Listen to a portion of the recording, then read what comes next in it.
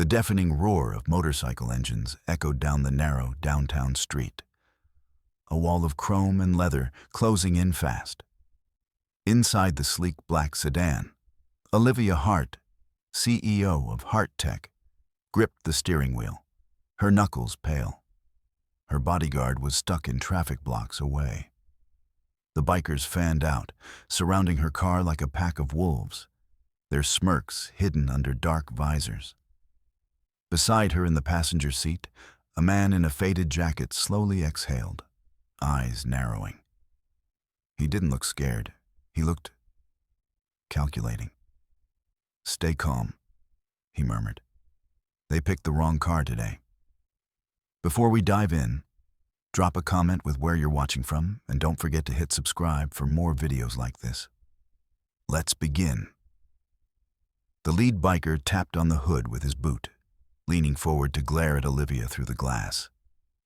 She tried to keep her breathing steady, but her pulse was a drumbeat in her ears. "What do they want?" she whispered. The man beside her, Jack Mason, shifted slightly, his hand brushing the door handle. "They want to scare you. Maybe more," he said, voice low but steady. "But they won't touch you. Not while I'm here." A heavy thud shook the car as another biker slammed his palm on the roof. Olivia flinched. Jack's eyes swept over the group, counting, assessing. 6 of them, all big, all armed with chains or bats. He leaned closer to her. "On my signal, unlock your door." "What? Are you insane?" she hissed. He smiled faintly, but there was no warmth in it, just quiet confidence. "Trust me, and keep your head down." Before she could argue, the lead biker yanked her door handle. Locked. He banged on the glass, shouting something muffled. That's when Jack moved. The door flew open, slamming into the biker's knee. The man stumbled back with a curse, but Jack was already out, his movements fluid and precise, like someone who'd been here before. Olivia's eyes widened. This wasn't random bravado. This was training. One biker swung a chain.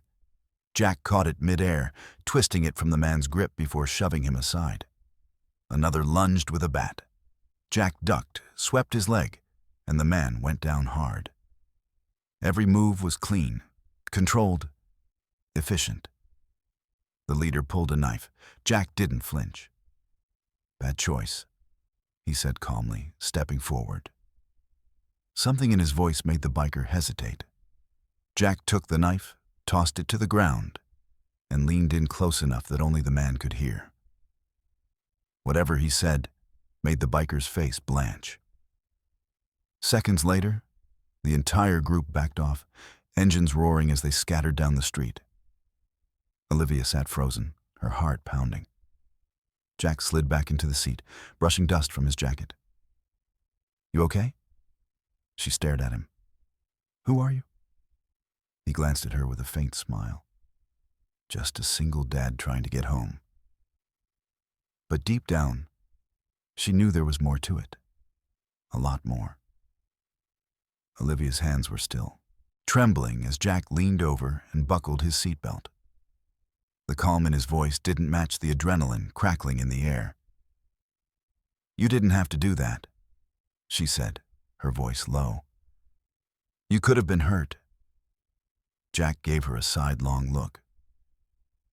"I don't let people get hurt if I can stop it, especially not in front of me." She opened her mouth to respond, but the honk of a passing truck snapped her attention back to the road. Her driver was still stuck somewhere miles behind, so she put the car in gear and pulled forward, the tires crunching over the faint marks the bikers left behind. The city lights blurred past, but her focus kept darting to the man beside her. His knuckles were scraped. His breathing was steady. His eyes, calm but sharp, reminded her of people she'd met in high-pressure boardrooms. Except his felt more dangerous. "You've done this before," she said finally. It wasn't a question. Jack didn't look at her. "Once or twice." She almost smiled despite herself. That was more than once or twice. That was... She trailed off, shaking her head. Who are you, really? He shifted in his seat, staring out the window at the rain-speckled glass. Used to work with a team, kind of like a family. We handled situations nobody else could. He paused. SWAT. Her jaw tightened. SWAT? You're telling me you were captain? He said simply. Until I left. Olivia swallowed, unsure whether to feel relieved or even more unsettled. Why leave a job like that? Jack's lips pressed into a thin line. Because my daughter needed me more than the badge did. The weight of those words sat heavy between them. For a moment, Olivia forgot she was the CEO of a tech empire. She saw him not as a man who just fought off 6 armed bikers, but as a father who had made an impossible choice. At the next red light, she turned to him. You didn't even know me. Why step in? Jack's gaze met hers, steady and unflinching. Because I know what it's like to have no one in your corner. And I'm not the kind of man who sits still when someone's in trouble. Something about the way he said it, without pride, without expectation, made her chest tighten. She wasn't used to kindness without an angle. The light turned green, but Olivia knew this wasn't over. Not with men like those bikers, not in this city. And judging by the flicker in Jack's eyes, he knew it too. They didn't make it 5 more blocks before Olivia's phone buzzed. She glanced at the screen and froze. Unknown number? Nice bodyguard. Won't save you next time. Her grip tightened around the phone. Jack, she began. But before she could show him, headlights flared in the rearview mirror. 2 bikes, the same black and red paint, the same skull emblems on their jackets. Jack saw them too. They're tailing us, he said evenly. Keep driving. Don't speed up. Don't slow down. Her pulse hammered. You can't just... I can, and I will. He scanned the sidewalks, the alleys, the cross streets, calculating. When one of the bikes swerved closer, his voice sharpened. Left, now. Olivia obeyed, tires screeching as they cut into a side street. The bikes followed. The narrow lane was a canyon of brick walls and dumpsters. At the end, only one way out. Jack told her to stop. What? They'll corner us? Exactly, he said, already unbuckling. Lock the doors. Don't open them until I knock twice.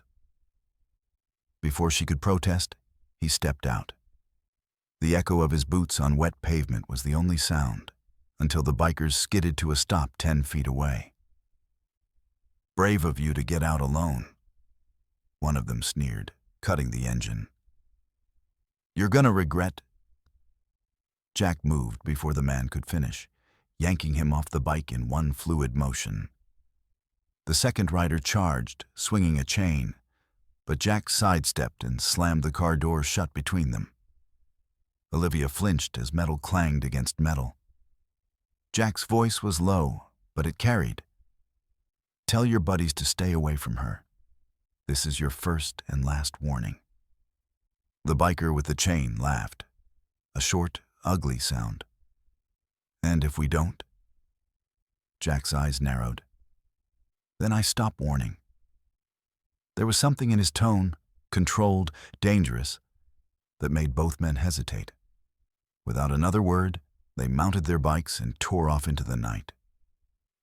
Jack walked back, his breathing steady. He knocked twice on the window. Olivia unlocked the door. You scare me, she admitted quietly as he got in. Good, he said, buckling up. Because they'll think twice before coming back. And if they do... He glanced at her. I'll be ready. Olivia didn't know if she should feel safer or more in danger than ever. The city skyline blurred by as Olivia drove, her grip on the wheel loosening only slightly. The rain had picked up, drumming softly on the roof, masking the low hum of her car's engine. Jack sat silently beside her, scanning the mirrors with the quiet vigilance of someone who never truly relaxed. She broke the silence first. "You've done this before, not just in SWAT. You've protected people like me." He gave a faint, humorless smile. "Not like you. People like you usually had their own protection. My job was the kind where we didn't wait for a paycheck. We stepped in because if we didn't, nobody else would." Her brow furrowed. "So, why were you even on this street tonight?" "Picking up my daughter from her friend's place," he said. "But she wanted to stay over for a movie. I was on my way home when I saw your car boxed in." Olivia's mind replayed the way he moved earlier. The precision, the calm, the absolute control. "You're not just some guy who used to be SWAT. You're—" She hesitated. "Dangerous." Jack's eyes flicked to her. "Only when I have to be."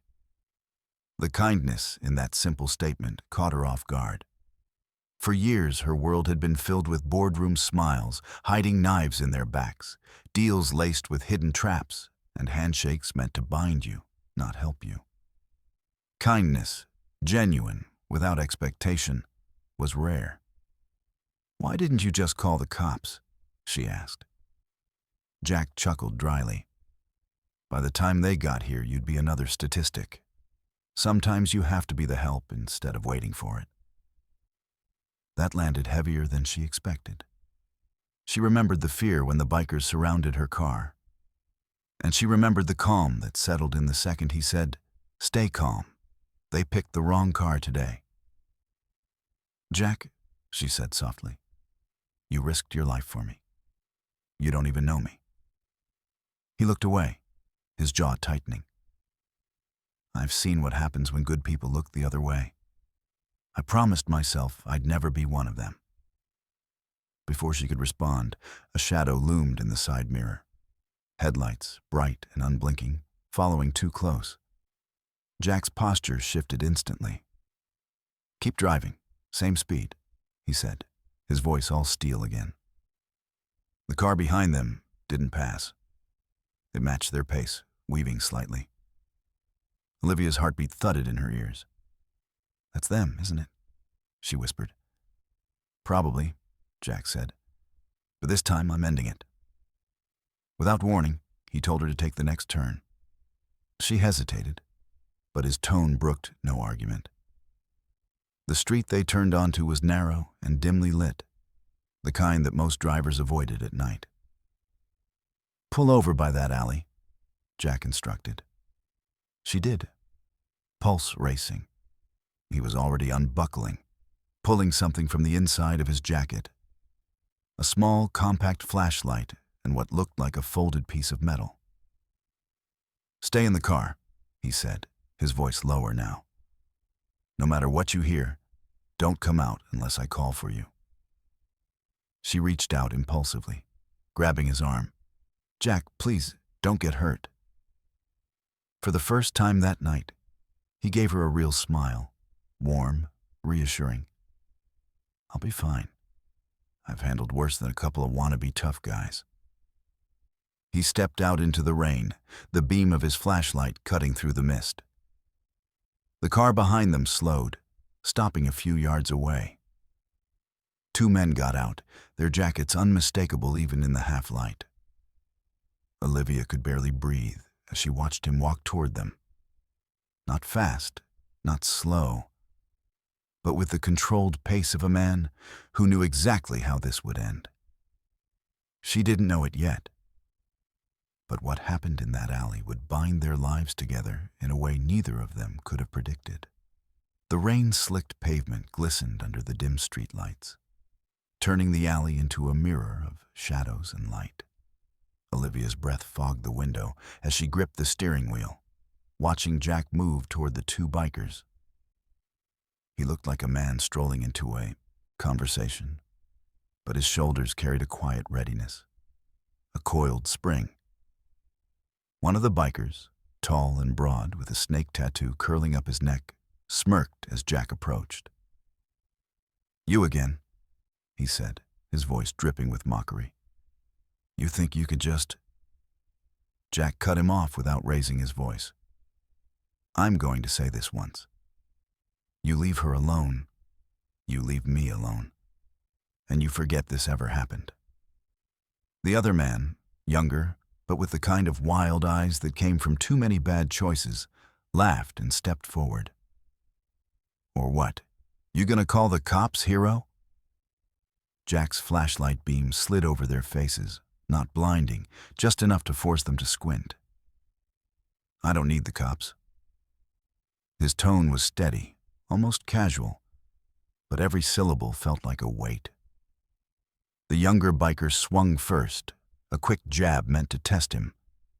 Jack caught the man's wrist mid-strike, twisting just enough to make him grunt in pain, then stepped aside, sending him stumbling into the wall. Before the other could react, Jack shifted his stance, feet planted firmly on the wet ground. The tall one charged, chain swinging in a vicious arc. Jack ducked, stepped inside the man's reach, and drove his shoulder into his chest. The biker's breath whooshed out as he hit the ground hard, chain clattering across the concrete. Olivia's eyes widened.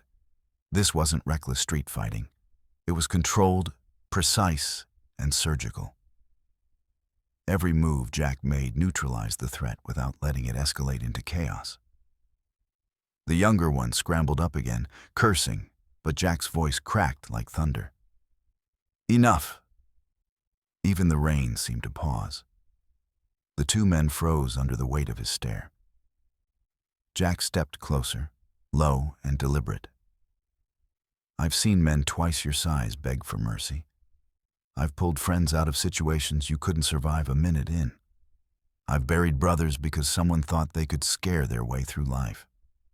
Don't make me add your names to that list." The tall one glanced at the younger, and in that silent exchange, something shifted. They weren't looking at a guy protecting a woman anymore. They were looking at someone who'd been places they couldn't imagine and walked out alive. Without another word, they backed toward their bikes. The younger one muttered something under his breath, but his hands shook as he gripped the handlebars. Engines roared, tires spun, and within seconds, they were gone. Jack stayed still for a moment, scanning the shadows, ensuring it was really over. Then he turned, walking back to the car with that same measured pace. When Olivia unlocked the door, he slid inside, rainwater dripping from his jacket. She searched his face, expecting a trace of adrenaline or anger, but all she saw was quiet resolve. "They won't bother you again," he said simply. She swallowed hard. "Why do I believe you more than I'd believe a police report?" He gave her a small smile. "Because I don't make promises I can't keep." The drive that followed was silent, but it wasn't empty. The tension had shifted, no longer just fear, but something steadier. Trust. As they pulled up to her building, Olivia hesitated before turning off the ignition. "Jack, I don't know how to thank you." He shrugged. "Don't need thanks. Just pay it forward. Somebody else will need help one day." She nodded slowly, her mind already turning over possibilities. "You said you left SWAT for your daughter. Does she know who you really are?" A flicker of softness touched his eyes. "She knows I'm her dad. That's all that matters." But as she watched him walk away into the rain, Olivia realized that wasn't all. There was more to him. A past full of battles, losses, and choices that shaped the man who had just risked his life for a stranger. And something told her. Their paths weren't finished crossing.